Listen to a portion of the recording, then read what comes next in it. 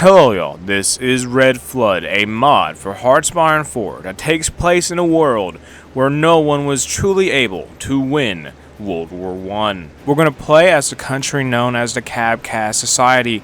Based in the Caucasus region, it was established after a period of chaos in the Russian Civil War by Vladimir Mayakovsky, who unified the political scene in the area.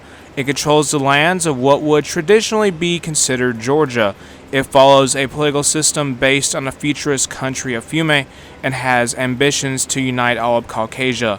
It is up to us to see if they will achieve success or not. The society does not begin with any national spirits, but on the subject of other things going on here, Vladimir Mayakovsky is the country leader with the trait demigod of poetry, and the accelerationists are in charge as the ruling party. Mayakovsky historically was a Russian and Soviet actor, artist, poet, and playwright. He was a big figure when it came to the Russian futurist movement and later would support the Bolsheviks in the Civil War. With that said, he had a complicated relationship with the Soviet state and often opposed its increasing policy of cultural censorship.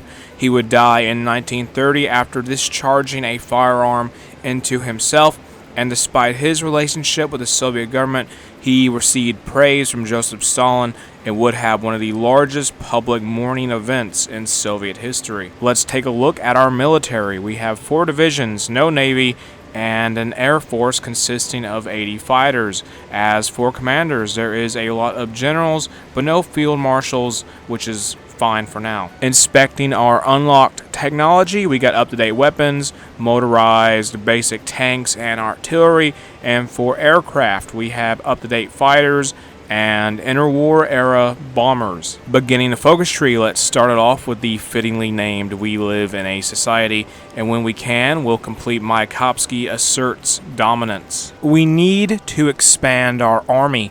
One slight problem with that is that we don't really have any military factories. To the distant south, off the coast of Africa, on the island of Madagascar, the accelerationists take over. The 1936 poetry duel. This is a battle for leadership for the Kavkaz Society, and the fighting is fierce between the 3 contestants.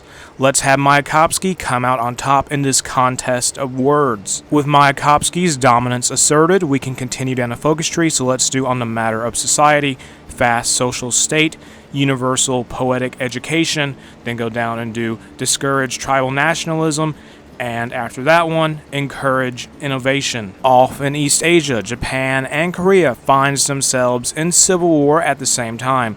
That is quite unfortunate. The Kavkaz Society has different government advisors depending on who the leader is, so I'm going to talk about the ones from Mayakovsky briefly, starting with the head of government. Igor Severyanin historically was a poet and the founder of the ego-futurism movement. The foreign minister is Benedict Luchitas, who was a poet and writer during the Silver Age of Russian poetry. The economy minister is Alexander Archipinka. He was an artist, sculptor, and graphic artist known for his application of the principles of Cubism to architecture.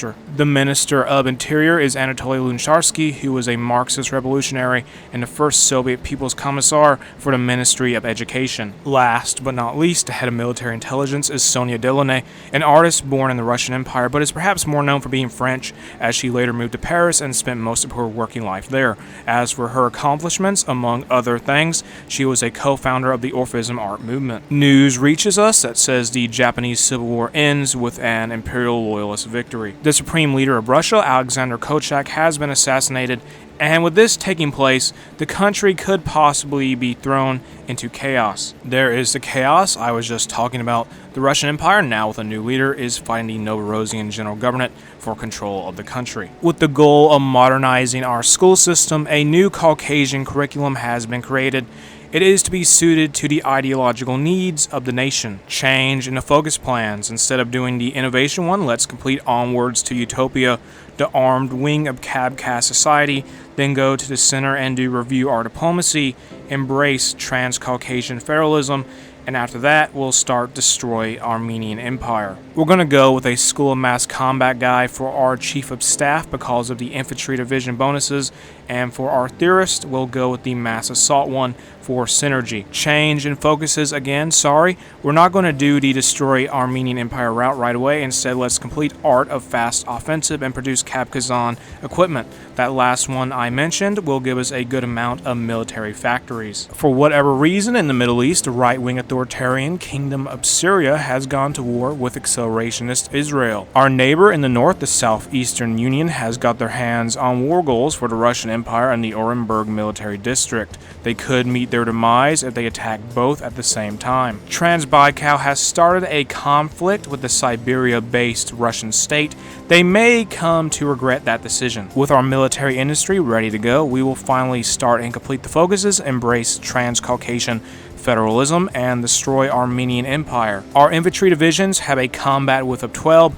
We're going to use military experience to raise that up to at least 20, and in the process we'll give the infantry more firepower. When we do eventually invade Armenia, we will basically be fighting two countries at once because the Armenians have Centro-Caspia as a puppet. We're going to go back up in the focus tree and complete Encourage Innovation, Short Forms, Long Meaning, Proletarians and the Thinkers, and Welcome Georgian Talents. The attack on Armenia has started. What we're going to try and do is take as much of their territory as possible before they notice we have started crossing over into their country. Yerevan, the Armenian capital, falls to our vanguard.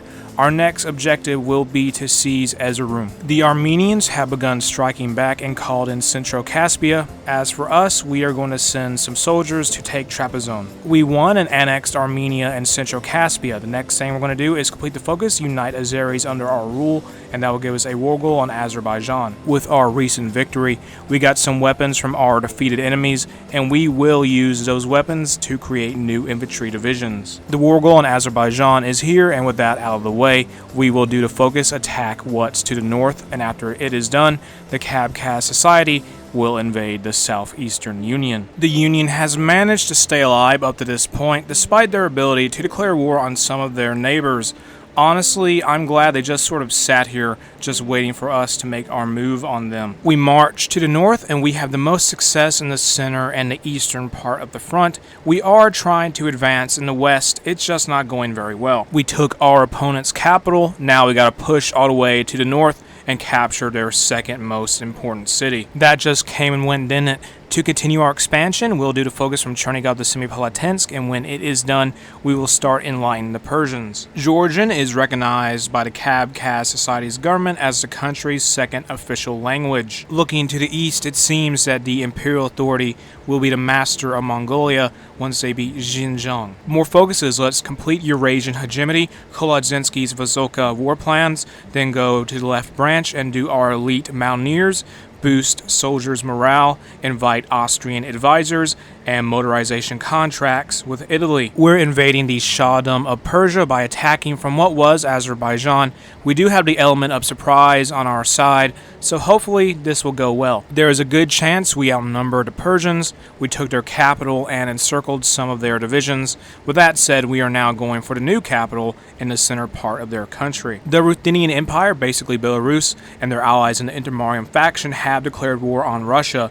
We will be sure to keep a close eye on this fight. Other than Russia, the Ruthenian Empire seems to have war goals on a lot of countries that control territory in what could be considered part of the old Russian Empire. This means if they win this initial clash, they will definitely try to expand. We're not going to pass up an opportunity to carve up the Russian Empire, so what we're going to do is attack the Orenburg military district, who is a puppet of Russia, and by doing that, their overlord will be forcibly called in to face us. Ruthenia and their allies are gaining ground quickly and have taken Moscow and Petrograd, so we will have to make do and focus on reaching the city of Arkhangelsk first. The Russian Empire was capitulated, and after some peace treaty shenanigans, we have attained a puppet in the form of the Russian Union Empire.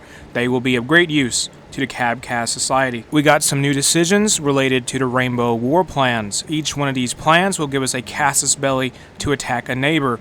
Only War Plan Pink and War Plan Red are available right now, so I guess we will use those when we can. Our standard infantry division from now on will be 40 combat width, and we will formally begin using Russian manpower for our own purposes. The Ruthenian Empire, in their quest to outdo the Russian Empire, declared war on our puppet, and by the logic of Hoi 4, us. Off to fight the Intermarium we go. Ruthenia has only called in Poland so far. That means we're going to try and push hard into Belarus and try to capitulate them, though that may change if they call in more allies. Well, they brought in Lithuania and Ukraine. You may ask what the fronts of the war are. Well, we have one in Russia, that's the main one, another one sort of in Central Asia, and a final one around Petrograd. Wow, that is a lot of trap divisions. That has to be at least 60 isolated units. With a conservative estimate, that will be almost 200k manpower or more gone once those divisions are wiped out. All it took to rout them was one unit. They just have no organization, and that will be the reason why they will soon meet their demise. Let's finish off the military part of the focus tree by completing the focuses: integrate the conquered manpower, expand Sakami and Batumi shipyards, naval doctrine dispute, air doctrine coffee break, and the final one in the group, a utopia of warrior poets. War update: we are taking Ukrainian territory in the east, Russia is holding out for now, and we're pushing our way into Belarus and Ukraine. We were able to kick one country out of the war. Our next goal is to get Poland out of the conflict because they are the leader of the Intermarium faction, and they are the only one we need to beat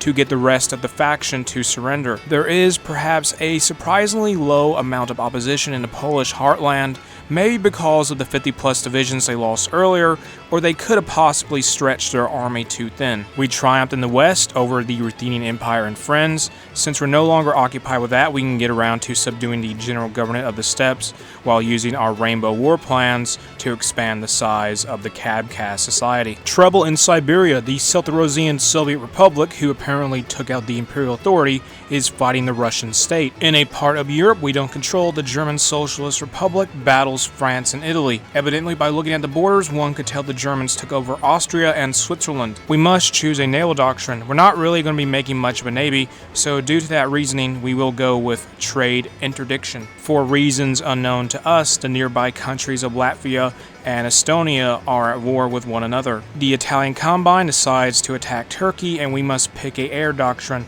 Let's go with battlefield support for the close air support buffs. We've enacted all of our war plans, but green and blue. We can't really do the former because Altay doesn't exist anymore, thus that just leaves us with blue, which will result in the invasion of the Khotan Emirate by us. Let's complete the focus, dominate the Himalayas to get war goals on 4 different countries, and in other news, we got this new decision called Proclaim Greater Utopia. To activate it, we're going to need a little bit more land, then we're going to press that button and see what happens. We're almost done in Afghanistan, and we have 2 armies set up ready to strike the Kashmir state and Nepal. And in the north, we have some soldiers on the border of the Celtorosian Soviet Republic, just in case they try a sneak attack. Briefly turning our attention to the Middle East, we're going to launch incursions into Kurdistan and Assyria, because why not? Dominate the Himalayas is finished. That is going to serve as the green light to begin the assault on Kashmir and Nepal. We sort of got into a war with the United Churches of Assam, and looking over to China, it appears that the Republic of China is trying to expand, while at the same time, Japan invades a warlord state. We're building tons of stuff in the Russian Union Empire. The reason why is that doing so lowers their autonomy, and we're hoping to annex them. Looking to the west, there is actually a good chance Germany may lose to France and the League Solar, who somehow got Yugoslavia on their side. All of the land has been gathered, everything is ready. It is time to proclaim Greater Utopia. The country has been renamed to Greater Utopia, and the flag has changed. I gotta say, the nation is quite big, but not big enough. Let's get a little bit of India to fix that. We grew some, but to expand even more, we will do something else. That's right. We're going to make Russia part of the Utopia. What once was the small Kavkaz society has transformed into a country that rules land in 2 different continents. Is this just a greater utopia or something more? Perhaps it is a so-called heaven on earth. The video is going to end here. If you enjoyed the mod, make sure to check it out in the description below. If you enjoyed the video, make sure to like and subscribe. Leave a comment. Have an awesome day. I'll see you later. Bye.